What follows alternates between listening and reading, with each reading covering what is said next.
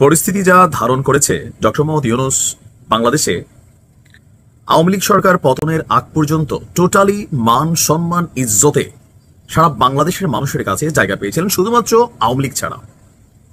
তখন ডক্টর মোহাম্মদ ইউনূসের হেটার্সদের মধ্যে শুধুমাত্র আওয়ামী লীগ আমরা ধরতে পারি, দেশের ধরেন 40% জনগণ ভোটের হিসাব করলে একটা ক্যালকুলেশন থেকে যেটা আসে সামনে, আর বাকি 60% জনগণ ছিলেন তার পক্ষে। কিন্তু 5ই আগস্টের পর আজকের দিনে ওনার হেটার্সের সংখ্যা নিয়ার অ্যাবাউট 70% প্লাস। আর যে অবশিষ্ট 30% আছে সেটাও এনসিপি এবং জামাতের। এই মুহূর্তে বিএনপির প্রত্যেকটি কর্মী তারা আমার ধারণা যে হাতে গোনা হয়তো 2-4 জন বাদ যেতে পারে, তারা ডক্টর মোহাম্মদ ইউনূসকে মনে মনে প্রতিদিন এত এত ভালোবাসা নিয়ে দোয়া করেন বা ভালোবাসামূলক শব্দ বলেন যেগুলো আমরা হয়তো বলতে পারি না। তবে ডক্টর মোহাম্মদ ইউনূস কি আসলে রাজনীতি বোঝেন? আমার কাছে মনে হয় বোঝেন না। যদি বুঝতেনই তাহলে তার বোঝা উচিত ছিল যে বিএনপিকে নিয়ে তিনি যেভাবে খেলছেন, আমরা খেলছেন এই কারণে বললাম, ইন্টারন্যাশনাল লেভেলে গিয়ে আন্তর্জাতিক গণমাধ্যমে গিয়ে বিএনপিকে ঘিরে তিনি যে একটা মন্তব্য করেছেন, এটা কখনোই তার সরকারের জায়গা থেকে তিনি কিন্তু করতে পারেন না।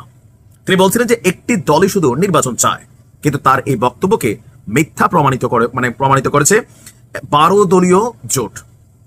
বিএনপির সাথে যে 12 দলীয় জোটের আপনার কি বলা হয় যে কানেক্টিভিটি আছে, এরা প্রত্যেকেই নিবন্ধিত, ইভেন নির্বাচনের জন্য তারা মুখিয়ে আছে। এই দলগুলো আজকে একটা বিবৃতি দিয়েছে, আর ওই বিবৃতির পর বিএনপি বলছে শুধুমাত্র একটি লোক ডিসেম্বরে নির্বাচন চায় না, সেটা হচ্ছে ডক্টর ইউনূস। পাল্টাপাল্টি অবস্থানে মান সম্মান আসলে কার যাচ্ছে সেটাই হচ্ছে বড় কথা। ডক্টর ইউনূসকে এক ধরনের মিথ্যাবাদী হিসেবেই প্রমাণিত করার চেষ্টা করা হয়ে গেছে।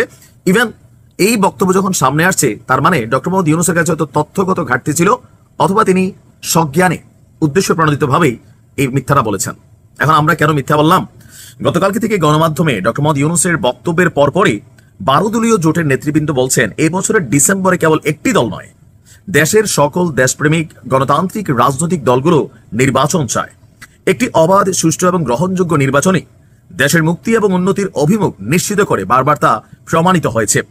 গণমাধ্যমে পাঠানো এক বিবৃতিতে 12 দলীয় জোটের নেতারা বলছেন যে জাপান সফররত প্রধান উপদেষ্টা ডক্টর ইউনূস নিক্কেই ফোরামে যোগ দিতে গিয়ে এক সাক্ষাৎকারে বলেছেন ডিসেম্বরে মাত্র একটি দল নির্বাচন চায়। এই বক্তব্যের প্রতিবাদ জানিয়ে 12 দলীয় জোট নেতৃবৃন্দ বলেন, এক কথায় নিরেট মিথ্যাচার করেছেন নোবেল বিজয়ী অধ্যাপক ইউনূস। কেবল একটি দলই নয়, দেশের সকল গণতন্ত্রপন্থী দলগুলো স্পষ্টভাবে গত 9 মাস ধরে ডিসেম্বরে নির্বাচন আয়োজনের কথা বলে এসেছে।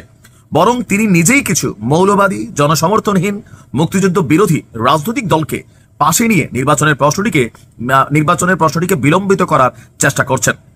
তারা বলছেন যে আমরা 12 দলীয় জোটের পক্ষ থেকে দফায় দফায় এবছরের জুনের মধ্যে নির্বাচনের কথা বলেছি। আর আপনার কি বলা হয় যে দেশের প্রগতিশীল রাজনৈতিক দলগুলো সভা, সমাবেশ, সেমিনার, বক্তব্য, বিবৃতি এবং প্রধান উপদেষ্টার সঙ্গে বৈঠকে বারবার এই কথা উচ্চারণ করেছেন। তিনি হয়তো ভুলে যাচ্ছেন তিনি কথার মারপেচ দিয়ে তার গদি রক্ষা করতে পারবেন না, পদত্যাগের নাটক করেও পারবেন না। বাংলাদেশের জনগণ তার নাটকবাজি বসে গেছে। বিএনপি বিভিন্ন জায়গা থেকে এই বক্তব্য আসছে, তো পদত্যাগ করতে গেলেন, করলেন না কেন? আবার তাকে পদত্যাগ নিয়ে যখন নিক্কি ফোরামে সাংবাদিক প্রশ্ন করলো, তিনি সব কথা বলতে পারেন, এই কথার উপর উত্তরটা দিলেন কি যে দেশের গণমাধ্যমে যেহেতু বলি নাই, বিদেশে বললে আবার এটা নিয়ে সমালোচনার মুখে পড়বো। তিনি পদত্যাগের কথা আসলে কি বলছিলেন কিনা? আমরা বরাবরই বলছি যে পদত্যাগ ইস্যুটা বেসিক্যালি হচ্ছে একটা নাটক ছিল, নাহিদদের পরিকল্পনা ছিল বা ডক্টর ইউনূসের নিজেরই পরিকল্পনা ছিল একটা সিম্পেথি নেবার জন্য। এটা কিন্তু অকাট সত্য কথা।